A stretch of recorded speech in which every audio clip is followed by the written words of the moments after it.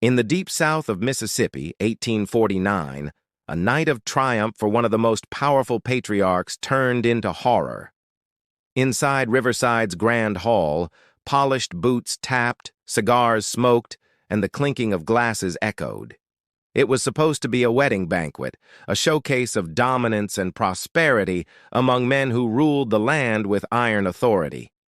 By sunrise, that hall was silent. 17 influential men lay cold, their final expressions twisted in pain no doctor could explain. But the truth was not mystery or curse. It was the calculated design of one enslaved man, a cook whose hands had once built reputations with flavor and skill, now serving justice with every bite. This is the chilling story of Marcus Washington, the cook's slave who turned grief into vengeance and on a single night erased a dynasty from history. Before we begin, if forgotten stories of rebellion and justice grip you as much as they grip us, hit that like, tap subscribe, and share this tale with another man who respects history's darker truths. The Riverside plantation stretched across Mississippi soil like a kingdom built on sweat and chains. Cotton fields rippled under the sun, and every stalk whispered the truth of men bent beneath relentless labor. At the center rose the mansion, a fortress of white columns where cigars burned and whiskey poured. Inside, portraits of stern patriarchs hung from walls, staring down with cold eyes upon every visitor. Colonel James Riverside ruled this estate. A tall, gaunt figure, his voice cracked like a whip, his gaze sharper than iron. He commanded 300 enslaved men with precision, blending discipline and fear. To his peers, Riverside was respected. He hosted gatherings where governors, planters, and merchants smoked pipes and exchanged strategies.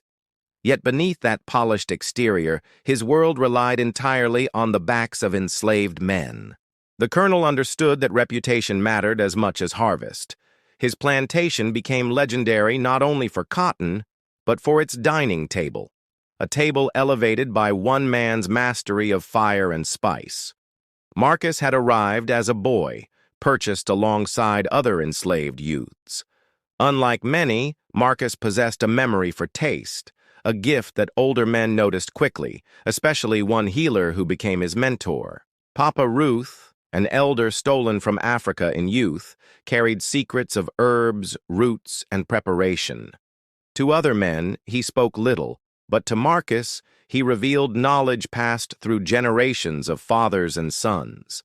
They spent nights drying leaves, grinding seeds, and discussing how every root carried dual purpose. Some healed, some soothed, others punished.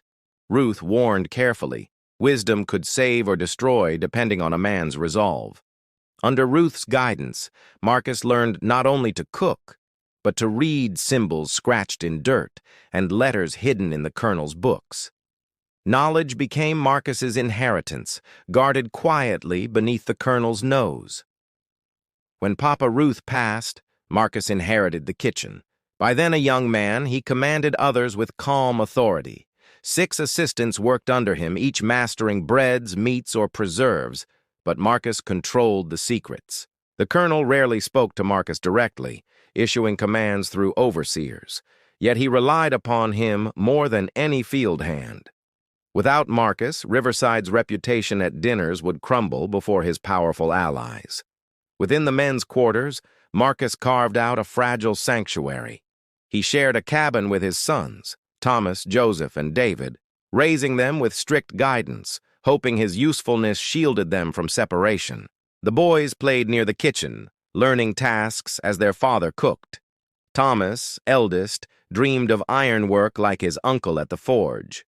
Joseph collected herbs with his father. David, smallest, built toys from scraps. Life seemed stable, though Marcus knew stability was illusion. Enslaved men spoke of safety, but all understood their fates rested entirely upon moods of masters. One careless order could shatter even the strongest bond. The colonel's eldest son, Addison Riverside, had returned from studies. Cruelty marked his every gesture. He strutted through the plantation seeking amusement, locking eyes upon the younger enslaved men with hunger for domination. For now, Riverside's world spun in routine. Cotton harvested, dinners prepared, cigars smoked. Yet beneath the polished surface, a storm brewed silently. One man in the kitchen, holding knowledge and grief, would eventually change everything. Marcus had not been born into the Riverside estate. He was purchased as a boy from a bankrupt farm in Carolina, arriving with wide eyes and a memory sharper than any blade. Among the enslaved men, an elder known as Papa Ruth noticed Marcus's unusual gift. While others memorized chores, Marcus memorized flavors, scents, and textures.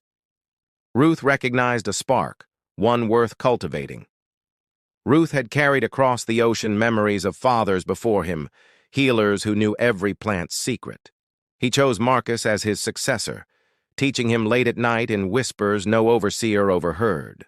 Together they foraged swamps, pulling roots slick with mud, cutting vines tangled around ancient oaks.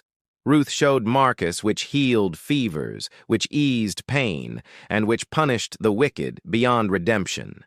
Cooking became Marcus's shield. The colonel demanded refinement at his table, and Marcus delivered. Each dish outshone the last.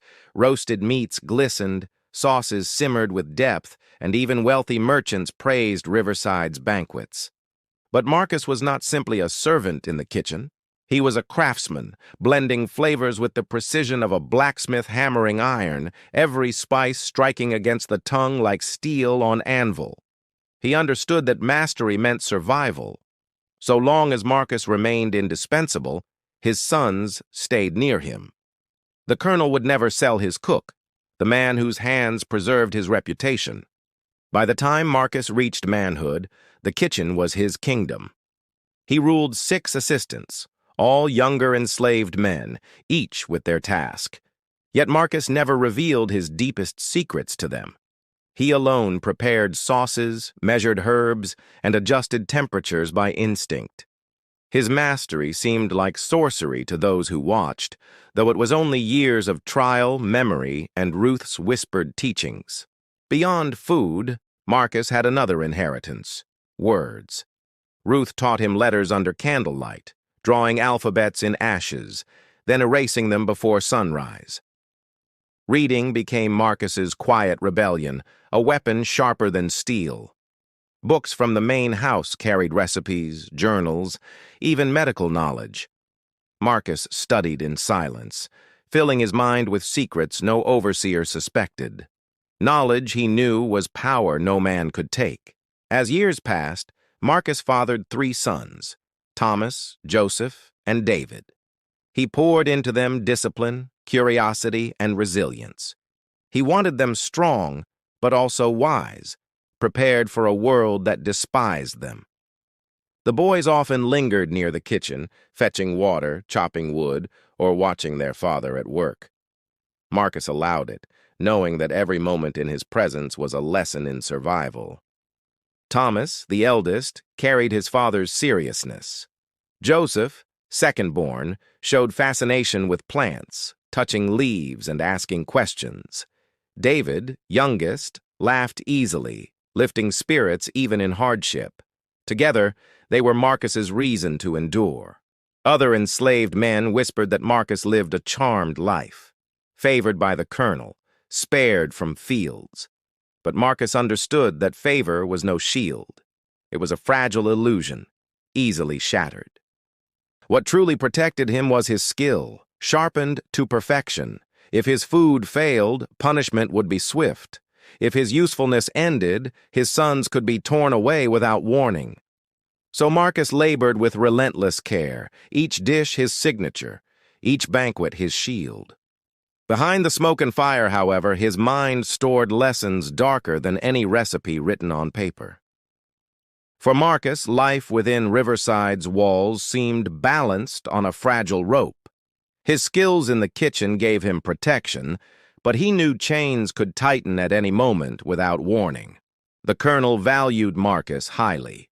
Guests praised the meals, calling Riverside's table unmatched in Mississippi. Marcus's reputation grew silently, though recognition never reached his name. Only the colonel received credit for magnificence. In the men's quarters, Marcus was respected. Other enslaved men spoke of him as one who carried power through usefulness. Still, envy mixed with admiration, for his duties spared him the fields. Marcus ignored whispers. His focus remained on his 3 sons. Every night he drilled them in strength, discipline, and endurance, telling them the truth. Safety under slavery was always an illusion. Thomas listened like a soldier. Joseph questioned like a scholar. David absorbed it all, still young but eager to mimic his brothers. Marcus reminded them daily that their only shield was preparation. Evenings, Marcus would sit with them outside their cabin, sharpening knives, mending tools, or teaching letters scratched into dirt. He had no illusions. Knowledge was the only inheritance he could truly provide. By day, the boys stayed close to the kitchen, under their father's watchful eye. Marcus gave them tasks, carrying wood, fetching water, grinding corn. Each duty was training, building resilience through repetition. The colonel's son, Addison Riverside, threatened that fragile balance. Young, entitled, and cruel, he returned from studies with arrogance. His footsteps through the plantation made men lower their eyes and sons cling to fathers. Addison viewed enslaved men as toys for his amusement. He sought out the young, inventing games designed to humiliate and dominate. To him, cruelty was not shameful, it was entertainment.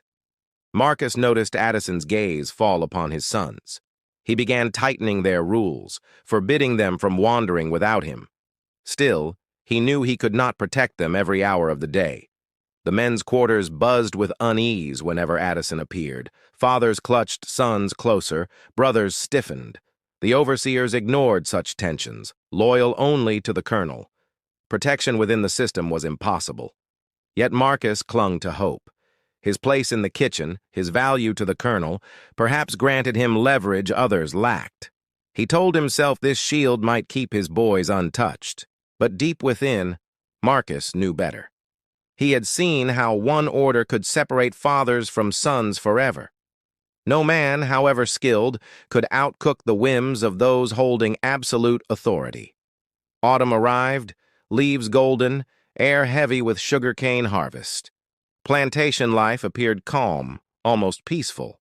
Marcus savored those days, hearing his son's laughter outside the kitchen while he stirred sauces inside. The illusion was intoxicating. He allowed himself to imagine Thomas working iron like an uncle, Joseph studying herbs as he once did, David growing strong under his brother's guidance. Dreams were dangerous. Marcus reminded himself daily, stability was a mirage.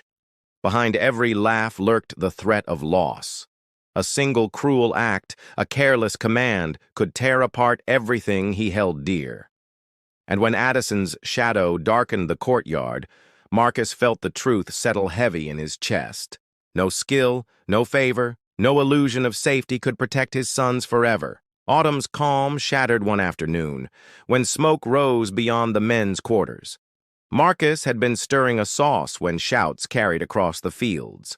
Black plumes climbed skyward, thick, bitter, unmistakable. Fire. His heart froze. He knew the old barn stood near where his sons often played. Without thought, he dropped his ladle and sprinted, boots pounding across dirt, every breath tearing through his chest. Other enslaved men ran too, buckets sloshing from wells. Marcus reached the barn, already consumed in flames. The heat struck his face like hammers. From inside, faint cries cut through smoke. "Thomas! Joseph! David!" Marcus roared, lunging forward, but strong arms wrapped around him. Samuel the blacksmith locked him in place, yelling he would die if he entered. Marcus fought like a madman. The cries grew weaker, choked by smoke. Men tried to force the doors, but they held shut. Sparks showered as timbers collapsed. The barn roared, devouring air, devouring hope, devouring sons. Marcus dropped to his knees, howling. The sound was neither word nor cry, but something deeper, a man's soul splitting open. The fire raged until silence fell, leaving only ash. When embers cooled, bodies were found huddled together in a corner. Thomas's arms wrapped around his brother's, shielding them as best he could. But no shield could withstand locked doors and flames. The barn had been sealed from outside. This was no accident. Someone had trapped the boys before setting fire. The men's quarters whispered suspicion. Marcus did not whisper. He already knew. Addison Riverside appeared later, feigning surprise. He muttered excuses about accidents, suggesting boys had played recklessly, but eyes of other enslaved men narrowed. They remembered seeing him near the barn earlier. A young kitchen assistant confessed to Marcus days later. Addison had lured the boys with talk of a game. He locked them inside, promising to return. Instead, flames followed. Marcus listened in silence, peeling vegetables as if nothing was spoken. Yet something inside him shifted permanently. A part of him died with his sons, and something colder was born. That night, Marcus walked alone to the ruins. Kneeling in ashes, he pressed his hands to charred earth, whispering promises no overseer could hear. He swore justice would come, not mercy. By dawn, Marcus carried a new name, Washington. He told himself he would live not as property, but as a man who chose destiny. His surname carried rebellion, not obedience. He continued his duties by day, cooking flawlessly, speaking little. But by night he walked swamps, gathering roots and vines Papa Ruth had once shown him, those not for healing but punishment. Other men noticed changes. Marcus grew silent, precise, almost cold. He guarded certain spices, locking them away. He refused to let assistants finish dishes. He alone prepared sauces for the Riverside table. Whispers spread. Marcus was plotting something. Samuel asked once, cautiously. Marcus answered only that there was no future, only the present. And in that present, justice demanded his hands. The plantation carried on unaware. But in the heart of one cook, grief had hardened into resolve. Addison's fire had forged not submission, but a weapon. Waiting, patient, inevitable. Marcus Washington rose before dawn each day, his movements unchanged, his face unreadable. He cooked as always, preparing meats, sauces, and breads with flawless precision. Yet every task now carried hidden calculation and purpose. In the men's quarters, whispers followed him. Some believed grief had broken him. Others sensed transformation. Marcus walked the fields at night, gathering roots and herbs, his hands remembering every secret Papa Ruth once shared. He studied the plantation like a soldier mapping terrain. He noted which men delivered wood, which carried water, and when guards changed shifts. Marcus memorized rhythms of the house, every vulnerable detail. At the colonel's table, Marcus tested quietly. He slipped minuscule doses into Addison's meals, not enough to kill, only to weaken. Nausea, headaches, unexplained fatigue began to haunt the young heir. Doctors visited, puzzled. Some blamed stress, others indulgence. One even suggested Addison avoid heavily spiced foods. Marcus hid a cold smile. The truth sat in his sauces, beyond detection, beyond suspicion. Meanwhile, Marcus built his legend. He recorded notes in secret journals, recipes, dosages, observations. His handwriting carried authority, his words etched not for overseers, but for himself, and perhaps one day his sons remembered. The colonel's household planned a grand wedding banquet for his youngest son. Prominent men from across counties would gather. To them it was celebration. To Marcus, it became opportunity. Justice served on porcelain plates. He studied the guest list. Every man expected to attend had profited from chains, from cotton, from broken backs. 17 names filled his mind, each representing generations of unchecked cruelty. Marcus devised punishments tailored to each. Some would suffer seizures, others hallucinations, others paralysis. Each dish became more than food. It became judgment, portioned with the precision of a general's strategy. Yet Marcus was no indiscriminate avenger. Among the guests would be a few boys too young to carry guilt. For them, he prepared gentle milk and sweet porridge laced only with sleep. Every night, Marcus sharpened knives and ground herbs, speaking softly to ashes of the barn. He told his sons their deaths would not be forgotten, that every chain would taste consequence. Samuel the blacksmith noticed changes. He asked Marcus what future he imagined. Marcus answered there was none. He spoke only of present justice, of debts unpaid, of names that would vanish in fireless silence. In the kitchen, Marcus became increasingly controlling. Assistants obeyed nervously, excluded from final preparations. Spices once shared now locked in a wooden chest. Only Marcus held the key, his authority unquestioned. By winter, the plan was nearly complete. Marcus had tested combinations, perfected timing, and mapped escape routes through swamps. Every movement, every detail, sharpened like a blade awaiting its strike. Still, Marcus performed his duties outwardly as always. Guests continued praising Riverside's table. The colonel boasted. Marcus bowed silently, hiding the storm beneath his calm expression, each smile concealing the fire of vengeance. To enslaved men around him, Marcus seemed colder, harder, yet some sensed pride beneath the silence. He was no longer simply surviving. He was preparing to prove enslaved men remembered, resisted, retaliated. The name Washington spread quietly among quarters. Men repeated it in hushed voices. It symbolized defiance, a reminder that chains could bind bodies, but not erase the will to strike back. Marcus Washington moved through winter nights like a shadow, his feet silent on frozen soil. The swamps became his workshop, where roots, vines, and mushrooms whispered their secrets beneath his searching hands. He remembered Papa Ruth's warnings. Some plants healed, others soothed, and a few carried death. Marcus no longer hesitated. His grief had reshaped him, and now he studied those darker lessons relentlessly. He tested in secrecy. Tiny doses slipped into scraps of food, fed to pigs or stray dogs. Their reactions taught him timing, symptoms, and the precise balance between suffering and silence. Back in the kitchen, Marcus became meticulous. Every dish for the colonel's household passed through his hands. Assistants were forbidden to finish sauces or seasonings. Only Marcus touched the final layer of flavor. He built a locked cabinet where jars of powders and dried herbs remained hidden. No overseer questioned him. They trusted his skill, never imagining that each locked jar was a soldier awaiting command. Marcus documented everything in a small notebook stolen from the main house. He wrote carefully, each page describing plants, dosages, effects. His handwriting, once hesitant, now marched with confidence and authority. Addison's torment deepened.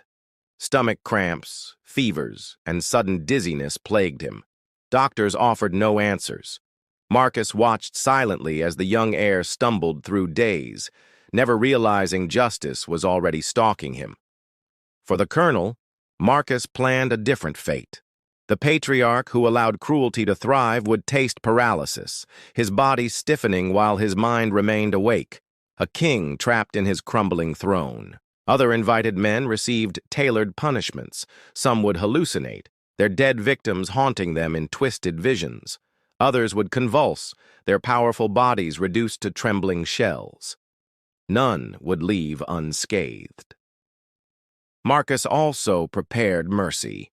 For young boys attending, he reserved mixtures of honey and milk laced with herbs to induce peaceful sleep. No innocent would suffer at his table of judgment. Every night he whispered to ashes of the barn, "Thomas, Joseph, David, this is for you." His voice was steady, his hands steady, his resolve unshakable. Grief had hardened into precision. Samuel observed Marcus's midnight walks and sleepless eyes. Once he asked if Marcus intended escape. Marcus answered no. Freedom meant nothing without justice. His path was not flight, but reckoning. By day, Marcus played his role. He stirred pots, served dishes, and bowed when required. Yet behind his calm expression lay a storm so carefully measured it resembled art. Word of the upcoming wedding spread. Riverside prepared for grandeur. To others, it was a moment of pride. To Marcus, it was a stage, a theater where vengeance would be performed silently. He adjusted his recipes like a composer tuning an orchestra. Each spice, each root, each dose aligned perfectly. No symphony of violins, but a symphony of agony disguised as celebration. The enslaved men around him sensed change. They saw how Marcus's eyes lingered longer on the mansion, how his silence cut deeper.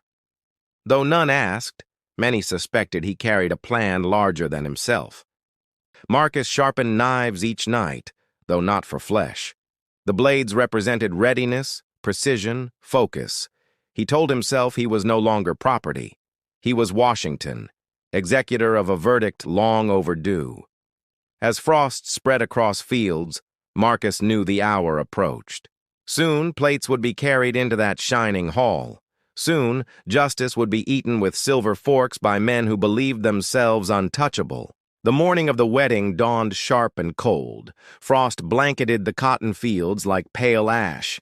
Inside the Riverside mansion, activity swelled, overseers shouting commands as enslaved men prepared halls and grounds. Marcus Washington rose hours before sunrise. He entered the kitchen like a commander entering battle. Fires roared, pots bubbled, knives gleamed. His assistants moved in tight formation, every motion rehearsed under his direction. The menu had been designed with military precision. Fresh oysters carried upriver, turtle soup rich and heavy, roasted pork glazed to perfection, smoked ham, ducks with sauces, breads, puddings, and bourbon custards. Marcus oversaw every dish. He measured herbs with the care of a clockmaker, sprinkling powders into sauces, brushing glazes across meats, timing effects with exactness. Each plate carried a verdict disguised as flavor. Guests arrived by noon, boots striking gravel, horses snorting, wagons creaking. Prominent men dismounted, shaking hands, trading boasts. They entered the mansion certain of their strength, blind to the judgment awaiting them. The ceremony passed in the garden beneath banners and polished wood. Marcus watched from the kitchen window, his face unreadable. He did not hear vows, only the ticking of destiny approaching closer. When the men gathered for feasting, Marcus gave the signal. His assistants carried trays into the hall. Crystal glasses reflected candlelight, silverware gleamed, voices rang with laughter, cigars burned, whiskey poured freely. Marcus first served porridge to young boys present. Their bowls held only herbs of sleep. Within minutes, yawns spread, and overseers led them upstairs to rest. Marcus's justice spared innocence without hesitation. The first course arrived. Oysters shucked, dressed, and gleaming with sauce. Gentle toxins slipped into shells began their silent march. Guests swallowed with delight, unaware that their bodies had already betrayed them. Turtle soup followed, thick and savory. Praise filled the hall. The colonel raised a glass, boasting of his cook's unmatched skill. Applause erupted. Marcus, hidden in the doorway, allowed himself the faintest smile. Main courses emerged, platters heavy with roasted pork, ducks glistening with sauce, hams sliced thick, each serving tailored. Some dishes carried hallucinations, others convulsions, others paralysis. Marcus's art unfolded as a symphony of suffering. Conversation flourished. Men bragged of cotton yields, trade deals, and political power.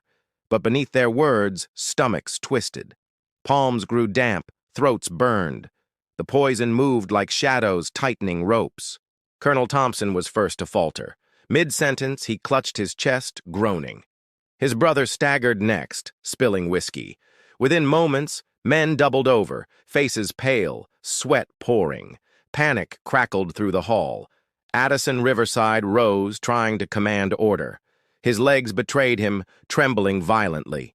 He crashed against the table, eyes wide with horror. Marcus stepped from the doorway, locking eyes with the failing air. That moment stretched eternal. Addison understood. His lips moved without sound, terror carving his features. Marcus did not gloat, did not speak. He simply watched, the silent executioner delivering verdicts with invisible hands. The hall descended into chaos. Chairs toppled, plates shattered, groans filled the air. Some men clawed at throats, others thrashed on the floor. The table of power had transformed into a stage of ruin. When silence finally spread, 17 powerful men lay motionless across the hall. The firelight flickered over their bodies, casting grotesque shadows.